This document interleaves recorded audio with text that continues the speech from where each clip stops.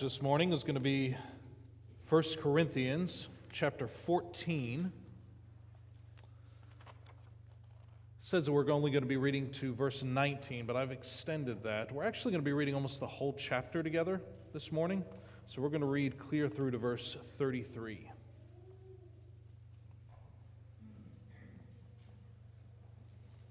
So 1 Corinthians chapter 14, verses 1 to 33.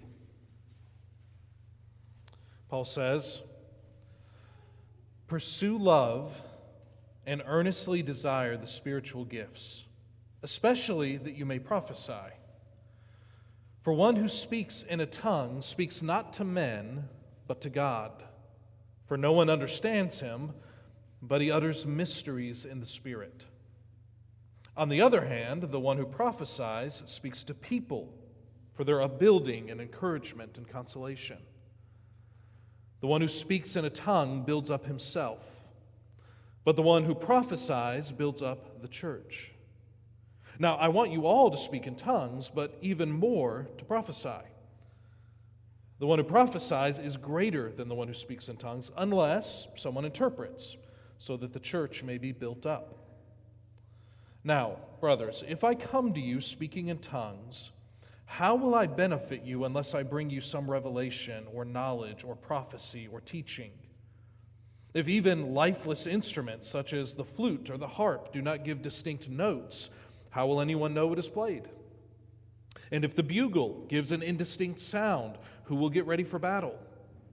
So with yourselves, if with your tongue you utter speech that is not intelligible, how will anyone know what is said? For you will be speaking into the air.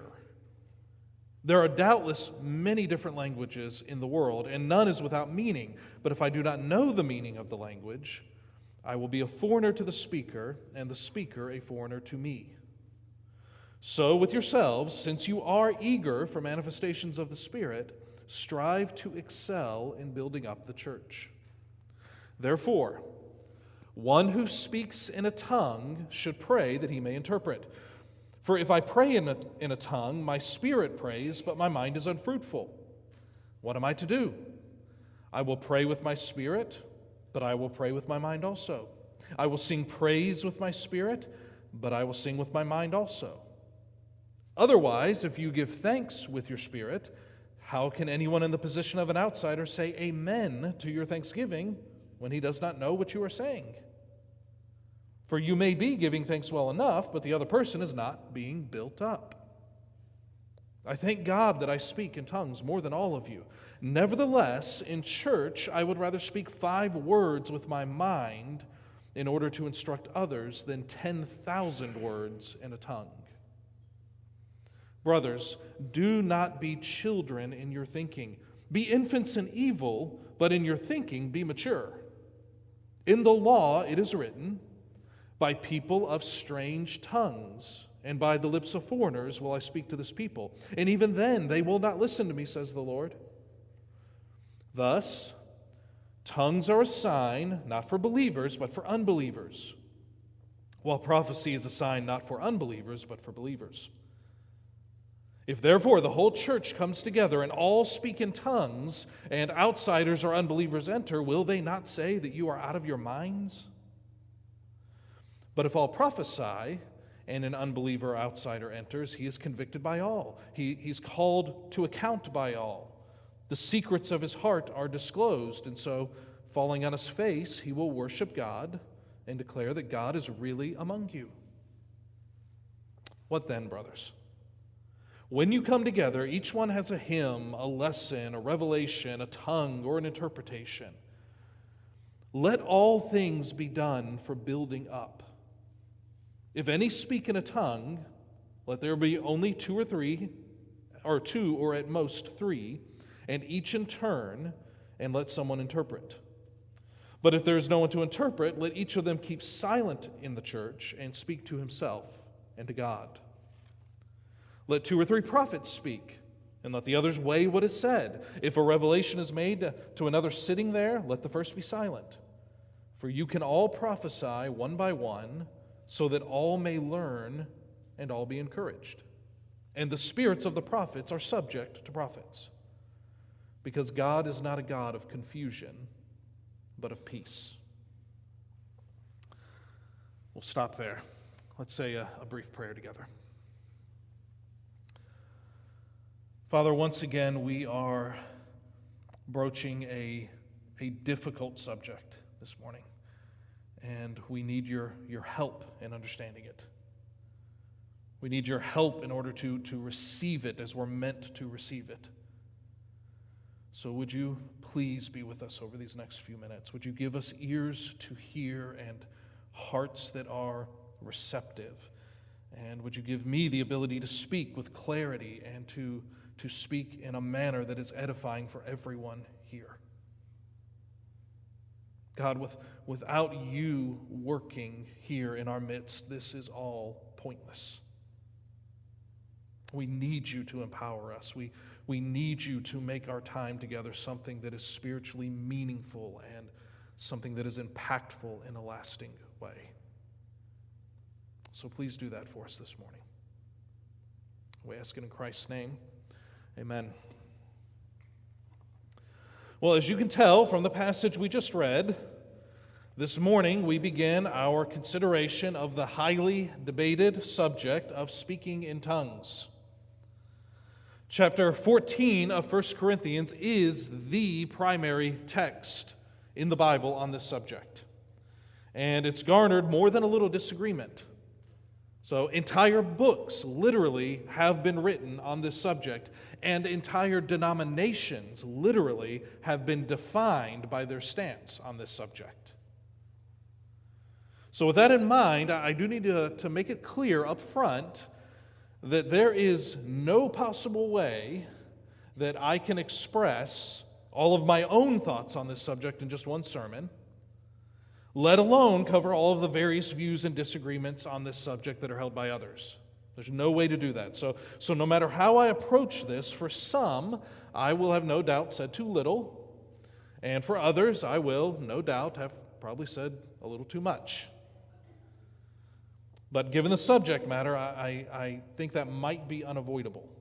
So hopefully you'll show me a little bit of grace here this morning. All I can do is what I always try to do, which is deal with the passage that's in front of us. And deal with it with as much honesty, with as much faithfulness as I can, doing my best to make sure that it is evident to you where I'm drawing my conclusions from, so that you can see it for yourself, and then, as always, you can decide if what I've said is actually faithful or correct to the text.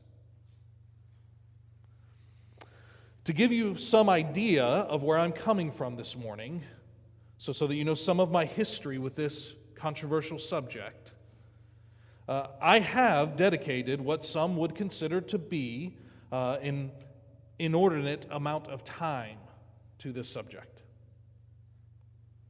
Some of that is for reasons because of my past experiences with it.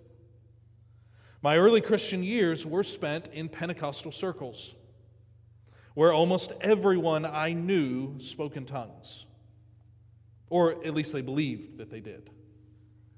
And so a supposed exercising of this gift was frequently present.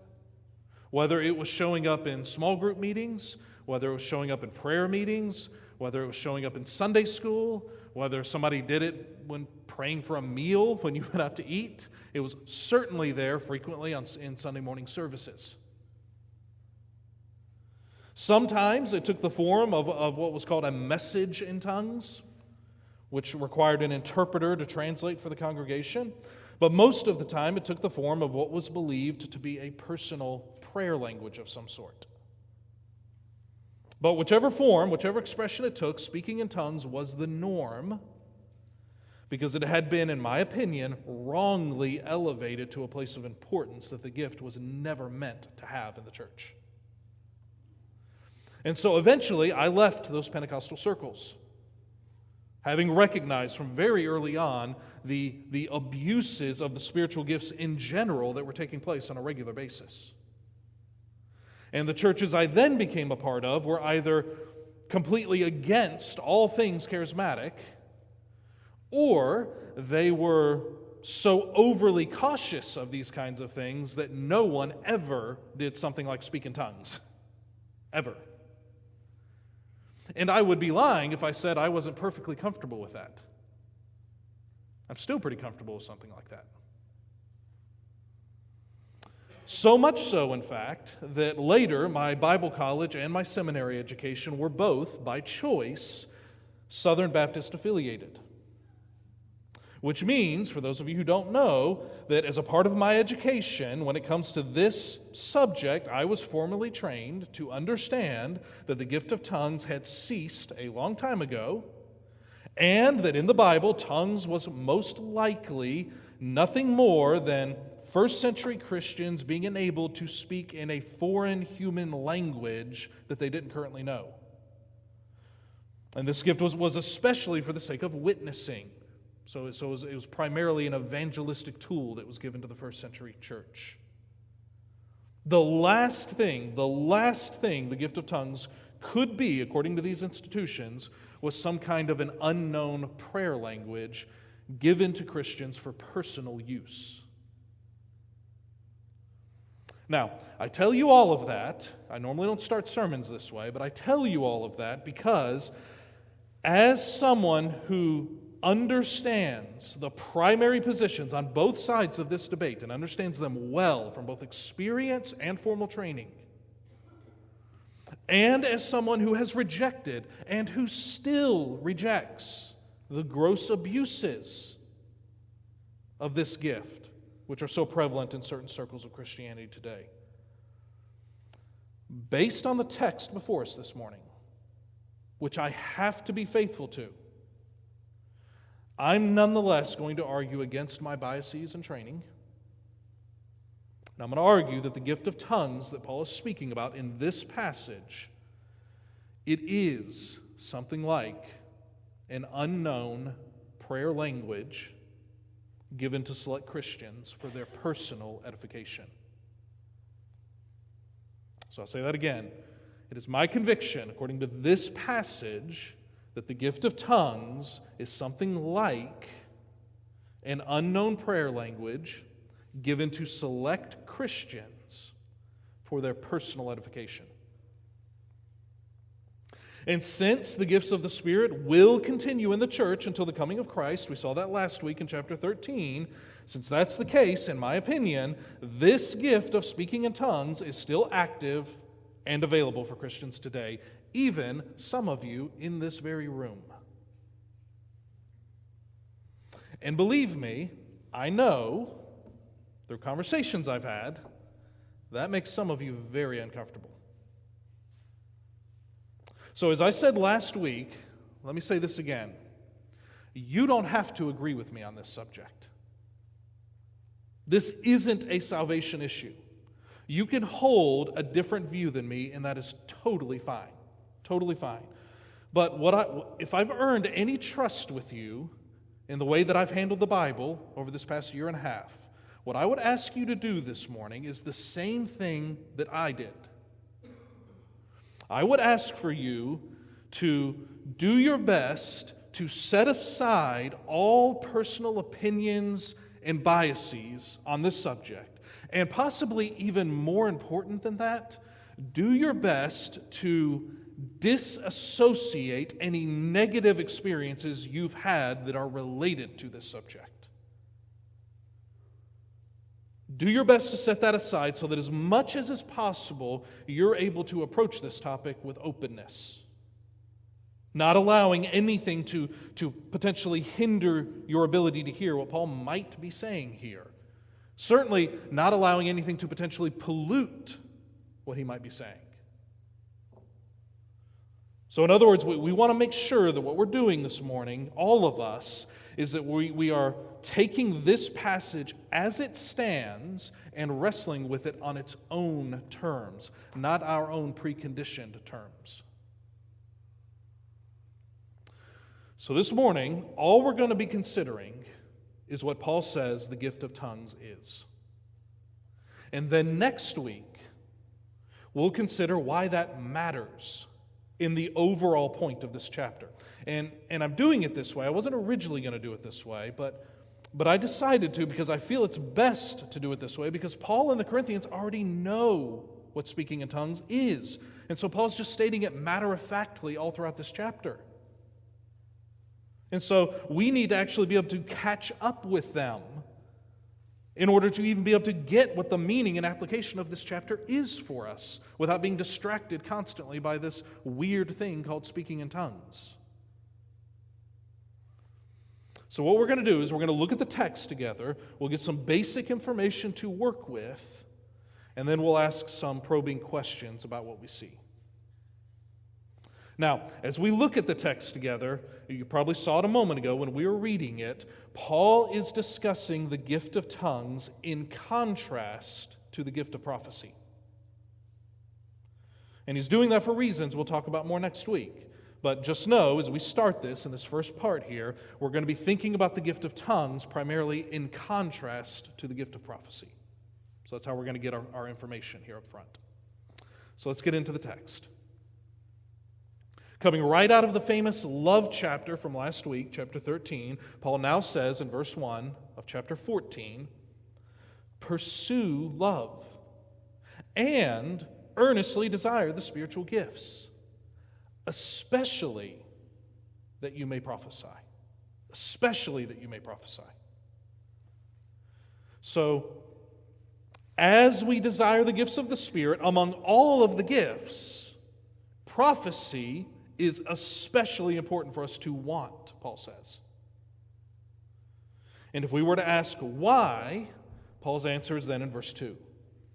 He says in verse 2, "Especially desire that you may prophesy, for one who speaks in a tongue speaks not to men, but to God." So we should especially desire the gift of prophecy because a gift like tongues isn't meant for communicating with people, he says. Instead, when that gift is being operated in, what's happening is communication with God. Why does Paul think that?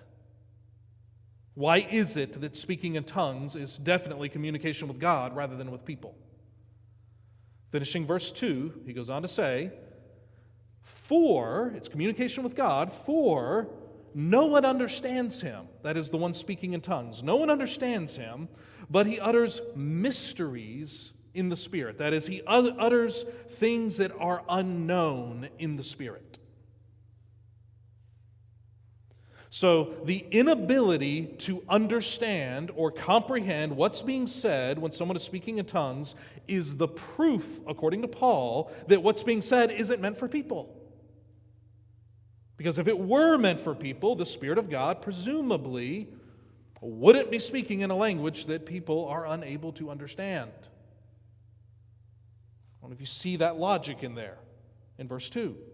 The all-wise Spirit of God knows how to get an understandable message to people that he wants to speak to. So, if tongues were for people, then it would be in a deliverable and receivable form. So, the fact that it's not means that it's not for people. That seems to be Paul's next point in verse 3. He says, "On the other hand, the one who prophesies speaks to people." And how does Paul know the gift of prophecy is speaking to people? Because people can understand it. He says it's being spoken to them, quote, "for their upbuilding and their encouragement and their consolation." And so just these couple verses give us a lot of insight into these two respective gifts. Someone who prophesies speaks in an understandable language, and they're therefore clearly speaking to people because of that, and the people for whom the message is meant are built up or encouraged by it or consoled in some way. That's part of what prophecy is all about. Whereas the gift of tongues is not understandable to people, and those who speak it are therefore not speaking to people but to God. And people are therefore not built up. They're not encouraged. They're not consoled when they hear someone doing it. That doesn't happen. And in light of the contrast between these two gifts, Paul reasons then in verse 4 that the one who speaks in a tongue builds up himself. Meaning he doesn't edify or benefit anyone else because they can't understand him. And so the gift must be operating for the benefit of the person using it. They build up themselves, he says. But the one who prophesies builds up the church, he goes on to say. Meaning the congregation is edified and it does benefit from what's said because they can understand it. So the benefit to be had with the gift of tongues is a personal benefit. In some way, in some sense, the one operating in the gift is experiencing personal edification, Paul says. That's what the word built up means. It's personal edification. Something that's spiritual and good for them. Now, it might be tempting to think at this point that the gift of tongues isn't that valuable then.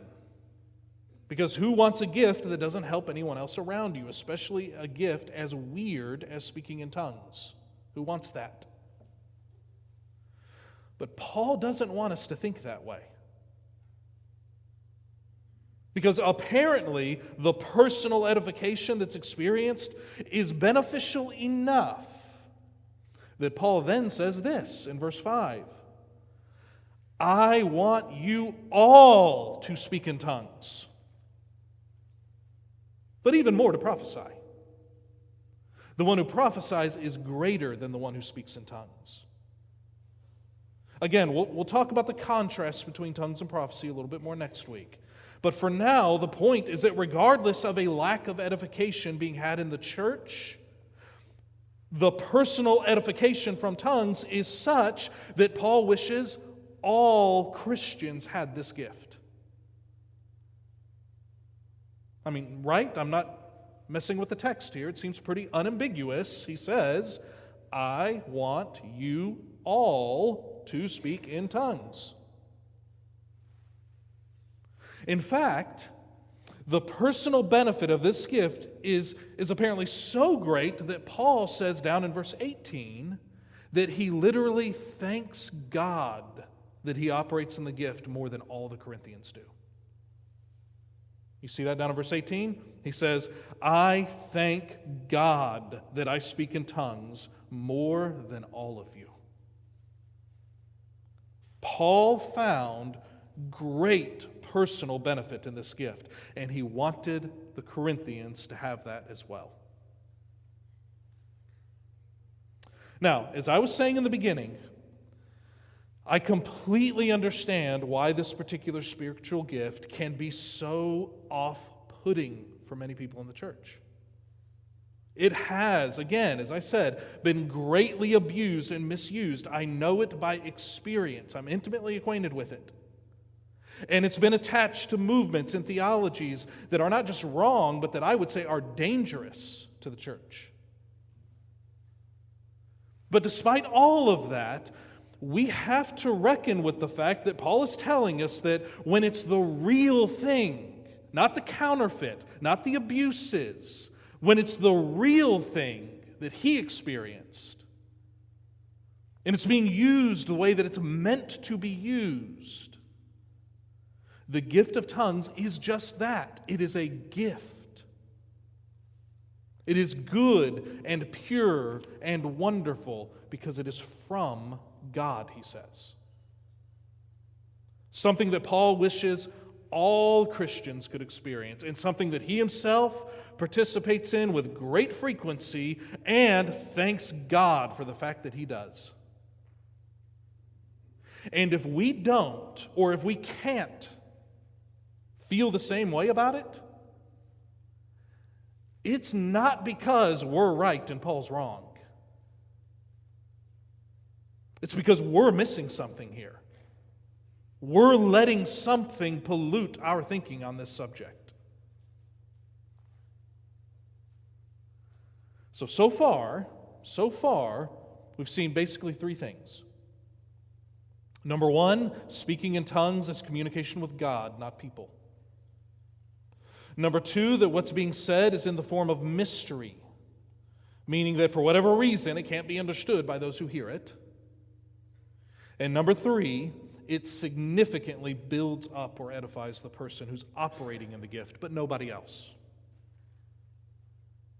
Now, let's think a little deeper on all three of those things. I want to ask a question about each one of those points now. So first, if speaking in tongues is communication with God, what kind of communication are we talking about here? What's the nature of it? Second, if what's said is a mystery to hearers, what makes it mysterious? And third, if people are personally built up when using the gift, in what way are they being built up? What does that even mean? So those are the three questions that I want to focus on with the rest of the time that we have now. So let's start with the first question. What kind of communication is being had when someone speaks in tongues? It is what I would call divinely inspired communication with God. Divinely inspired communication with God. And I'm getting that from back in verse 2. Paul said, "For one who speaks in a tongue speaks not to men, but to God, for no one understands him, but he utters mysteries in or by the Spirit." Capital S. Meaning whatever is being spoken is, in some sense, a communication that is being produced by the Spirit of God. Or, if we want to be really careful with our language, we could simply say that the Spirit of God has some sort of participation in the speech. We could at least say that. But however we say it, we have to embrace what we've already seen back in chapter 12. That all of the gifts of the Spirit are manifestations of the Spirit. That's what we're told back in chapter 12, verse 7. So that whatever is being spoken in the gift of tongues is, in some sense, coming from the Spirit.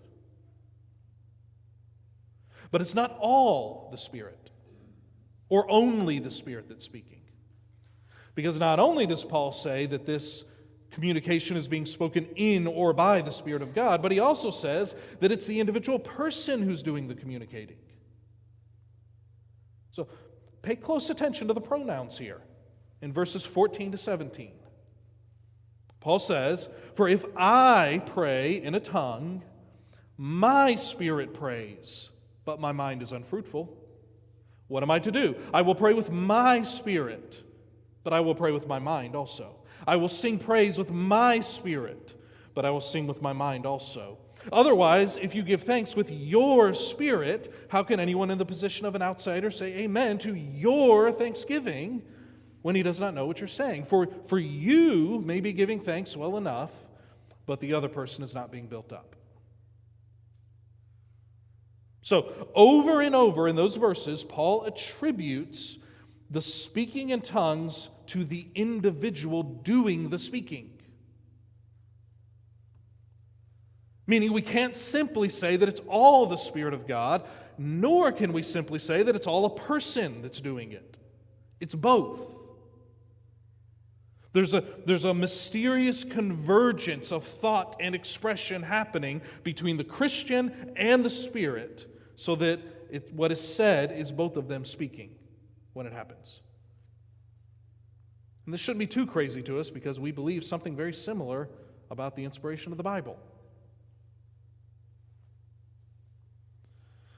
Which gives us another interesting bit of information when it comes to the function of this gift of tongues. I said that we can describe tongues not merely as divinely inspired communication, but divinely inspired communication with God. This was clear in verse 2. We've read it a few times now.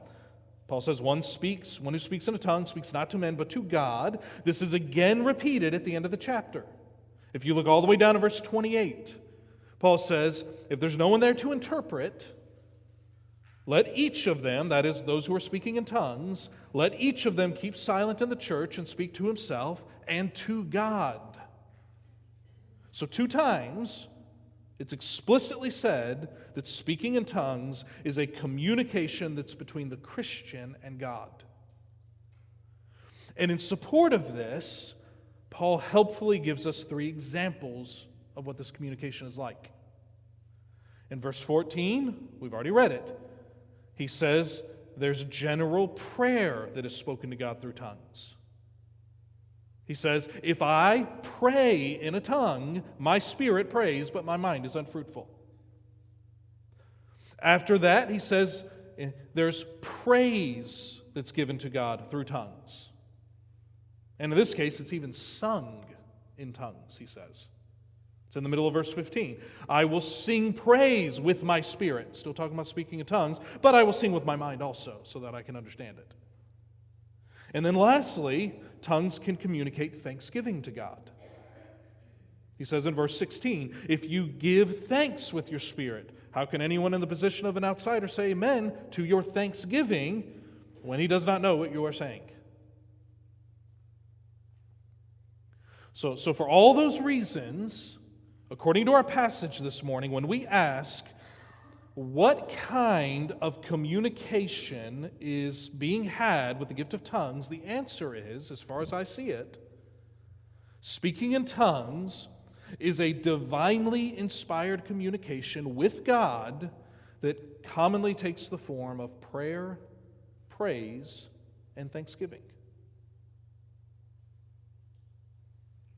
Question number 2. What makes this communication mysterious? What makes it mysterious? That is, what makes this divinely inspired communication with God that takes the form of prayer, praise, and thanksgiving, what makes it incoherent to the listeners? The answer is that what's being said is being spoken in a language that is unknown to anyone. Anyone. Throughout this entire chapter, as far as I can tell, Paul makes this point as clearly as anyone could make this point. For time's sake, just look at verses 9 to 11. He says, if with your tongue you utter speech that is not intelligible, how will anyone know what is said? For you will be speaking into the air.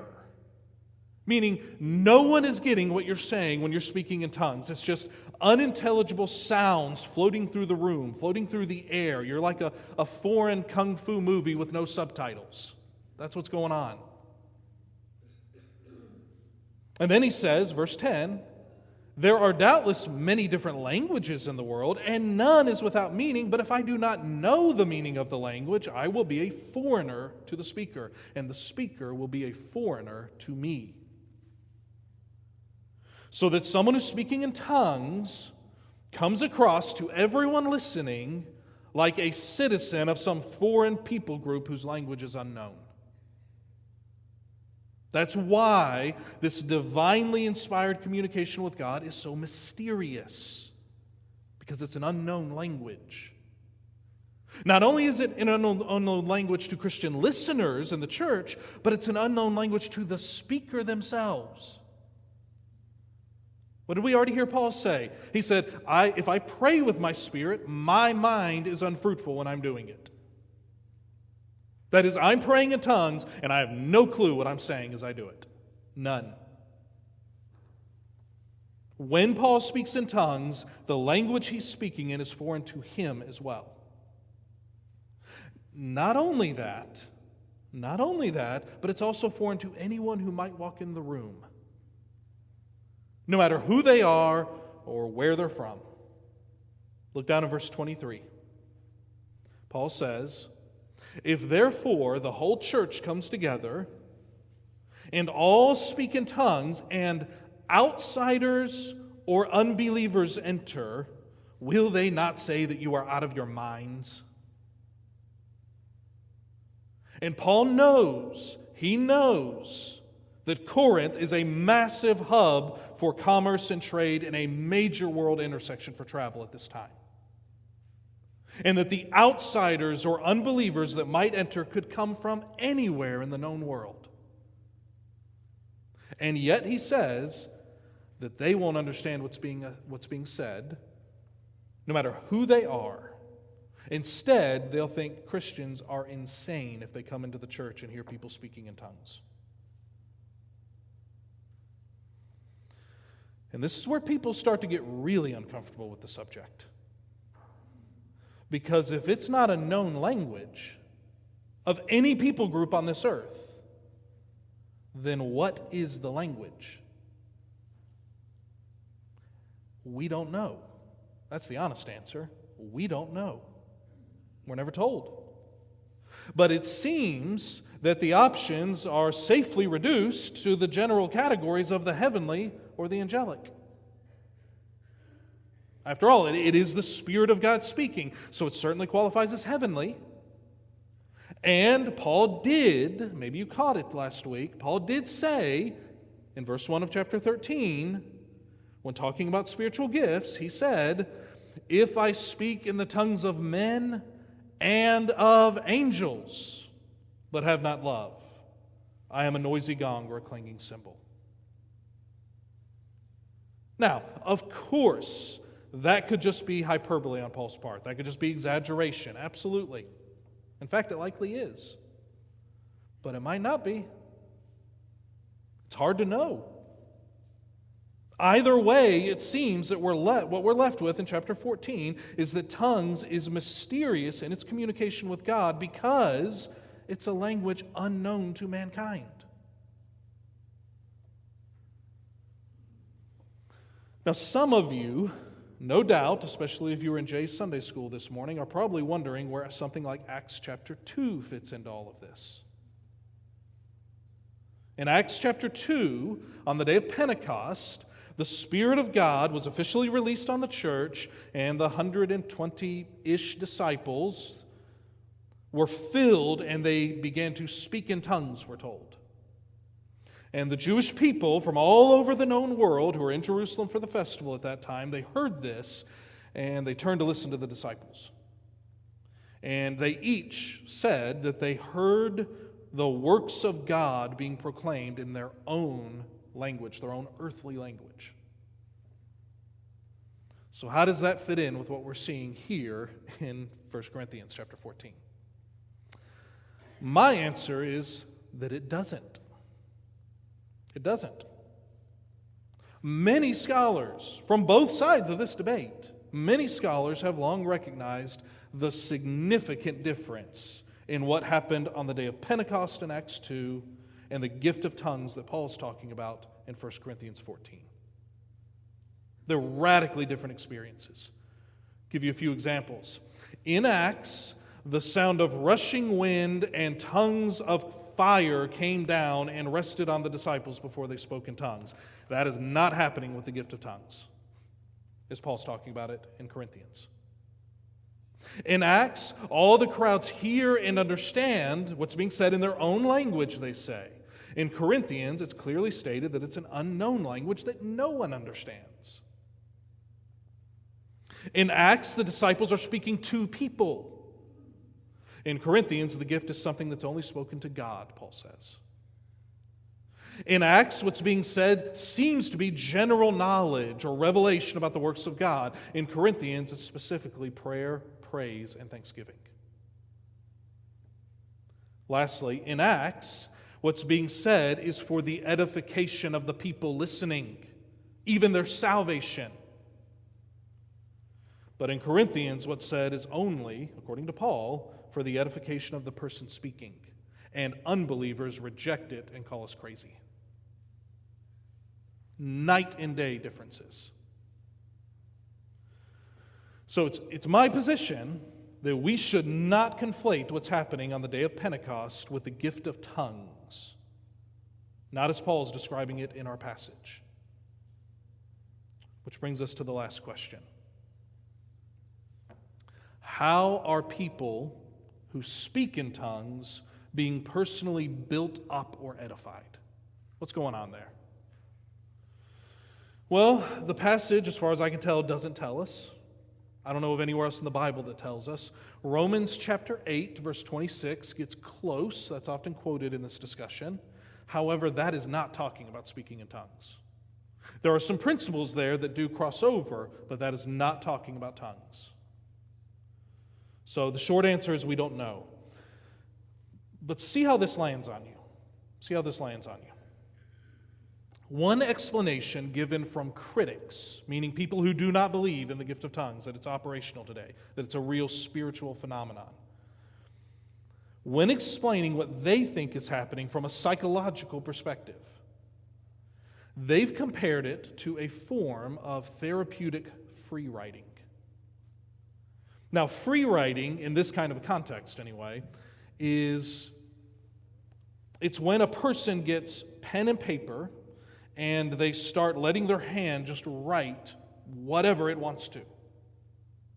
They give no thought, no structure to it. They don't restrain it or attempt to dictate or guide what's being said in any way, shape, or form. They just let whatever comes out, come out. And in that, the subconscious is given a type of outlet. And in this kind of exercise, there can be a sense of release from pinned up emotions that couldn't have been expressed otherwise, potentially. Because the individual didn't necessarily know what needed to be expressed otherwise. They didn't even know how to express it. But once it is out, once it is let go of, then a sense of genuine relief can be had, and often is had. Now, some, again, people who do not believe the gift of tongues is a genuine gift today, some have compared that exercise and that experience to what's happening when someone claims to be speaking in tongues. That person has pinned up emotions that they feel the need to release. But they don't know what those emotions are, let alone how to express them. And so, they find the release by bypassing their minds with their speech. Very similar to how in free writing you bypass your mind with your hand. And in this instance, they would say, an individual who thinks they're speaking in tongues is just scatting. What's called scatting, which is stringing together nonsense syllables that may or may not reflect some structured language. And as they let their vocal cords free, just run free with no restraint of the mind, yes, a real release of emotion can genuinely be experienced. Especially if it's intense, especially if it's passionate. And it often is. So it's kind of like when you just have all that pent up and you just don't know how to get rid of it, so you scream into a pillow for relief. Something similar to that. Now, when answering the question, how are people who speak in tongues being personally built up or edified? I think that analysis is actually very helpful. It's wrong on some key parts, of course, but it's not that far off base. Not in my opinion.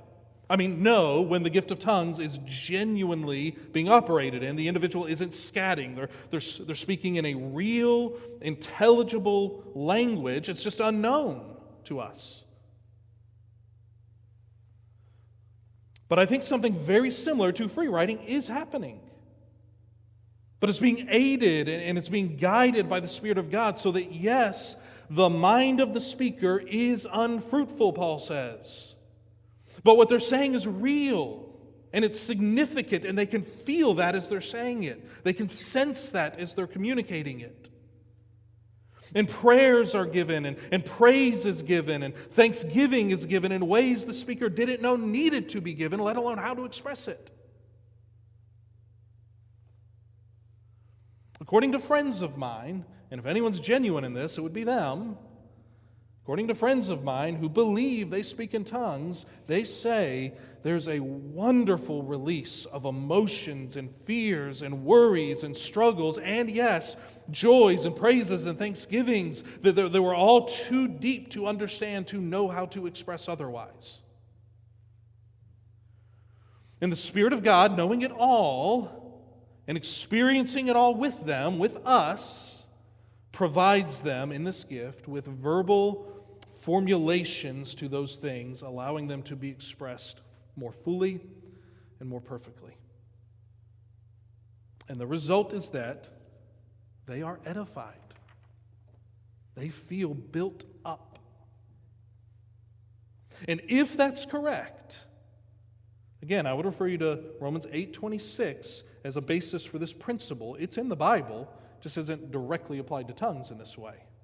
But if that's correct, then that would be something that would make Paul say something like, the one who speaks in a tongue builds himself up. And I wish that all of you could speak in tongues. And I thank God that I speak in tongues more than all of you do.